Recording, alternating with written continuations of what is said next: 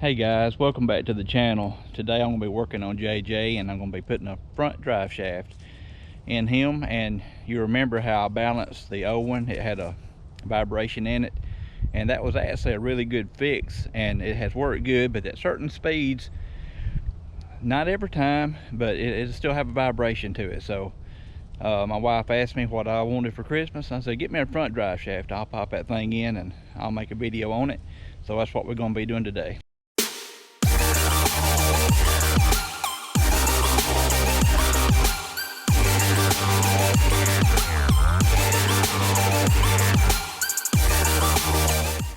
Alright, here's the drive shaft. I didn't buy like a top of the line. Y'all know how I am. I'm kind of budget minded. So I'm going to open this box, make sure it is the right one. And I'm going to try to replace the drive shaft without taking down the skid plate. Taking the skid plate off is the easiest way to do it. I've got my tire jacked up off the ground. This is not so I have room to get under here. It's so that I can spin the tire and my drive shaft rotates. That way I can get to all of my bolts. The front ones are not a problem. The one over the skid plate, back up in there, that one, that's a problem. So I've taken it out before without removing the skid plate. I'm going to try to replace it today without removing the skid plate. So trying to do it the lazy way, which normally ends up being the harder way, but that's what we're going to do today.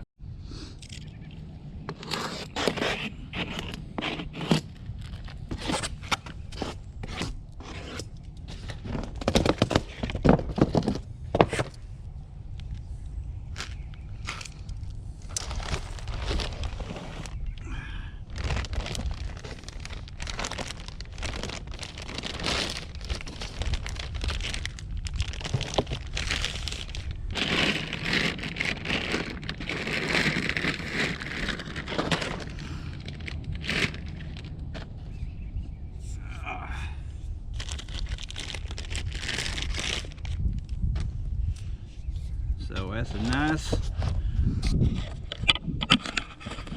pretty new black drive shaft. It should be well balanced, at least I hope it is.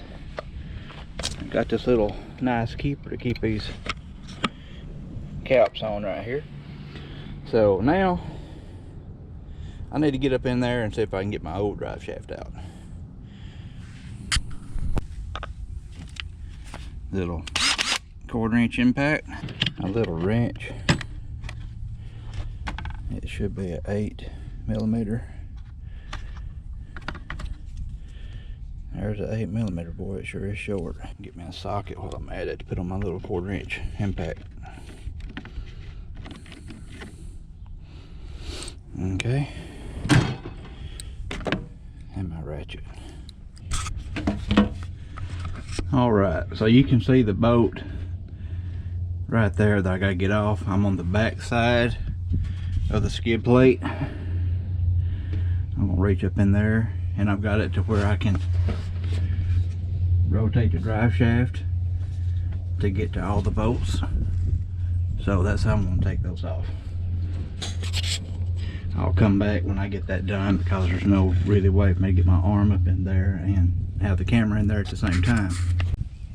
All right, I have gotten all of these broken loose with my little wrench, and I can get in here with an extension and a little swivel, and I can get them off without having to sit there and wrench it for an hour. A little aggravating getting it on there to start with. Once you get it on, it'll come right out.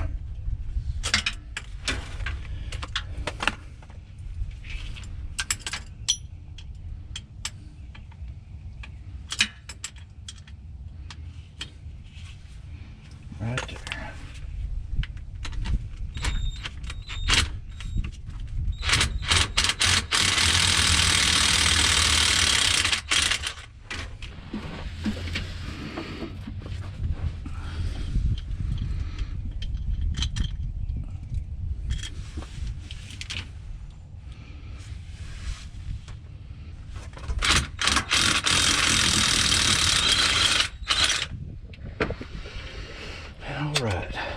4 of those out.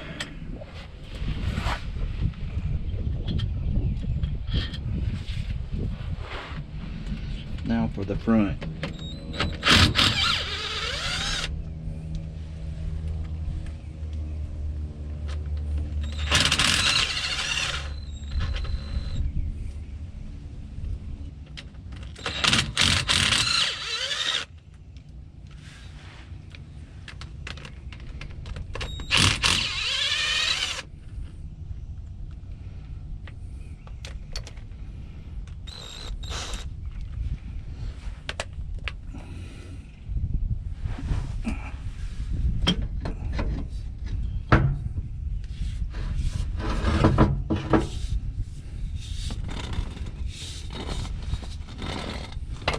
Guys, here's my old drive shaft, and these are the clamps that I used to balance it. I had to put them all in the same spot. This thing had a horrendous vibration at about 45 miles an hour. I mean, you would think you're going to tear something up, and I used the balancing hack to use these heavy hose clamps and put the weight on the side that was needing the weight, and man, it did the trick. Surprised how well it worked, and it's worked for, I don't know, it's almost been a couple years now. Probably has been a couple years now. Anyway, if you have a mild vibration and you know it from your drive shaft, you can use your little hose clamp hack and balance that thing, and it will work fine.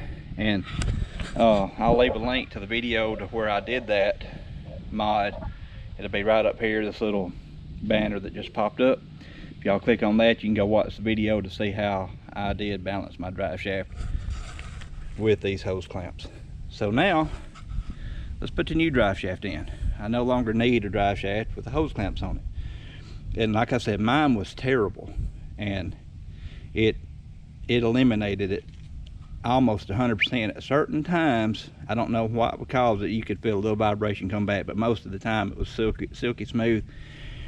And it may not be the drive shaft, it may be something else, and I'll find out when I get this drive shaft in. But it ain't like it did it every day. But when I get up to about 70 miles an hour or something, I sometimes going to work in the morning, I could feel a vibration in it, and it wasn't bad enough you'd think you're gonna tear something up like it used to be. But I'm thinking this right here is gonna eliminate the rest of that. So let's get this puppy put in, and we'll take her down the road and give her a spin.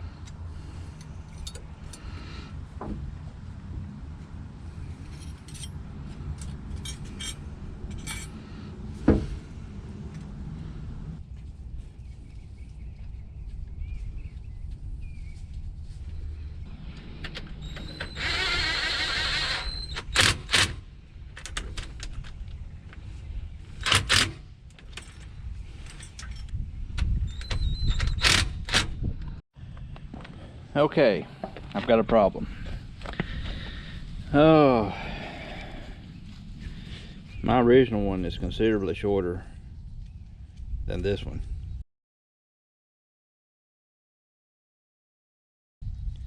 And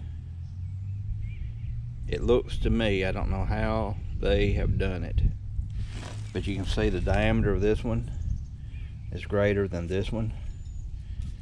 This one is one, if I'm not wrong, out of automatic transmission, and this one's one for a manual.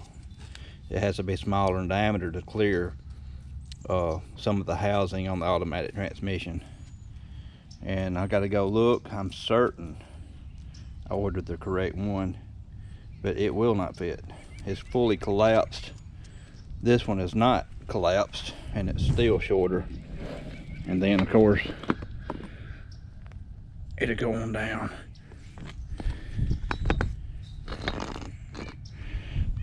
And anyway, it won't clear. So that's a bummer. Alright, I gotta figure out what I'm gonna do. Alright, I found out what the problem is. I'm an idiot. I ordered the wrong one. I thought that the manual transmission 2.5 or the 4 liter had the same front drive shaft. They do not. This one looks to be a drive shaft out of an automatic transmission. My yoke to yoke measures 39 inches. That other drive shaft, fully compressed, measures to be 39.5 inches, so I was about a half inch off. This one was shorter, not by just a ton, but it looks to be like it's an automatic transmission drive shaft. And when you get to looking for a 2.5 liter manual transmission drive shaft for the front, you don't see them. I looked everywhere on the web, and I believe that they have the automatic drive shafts, automatic transmission drive shafts in the front.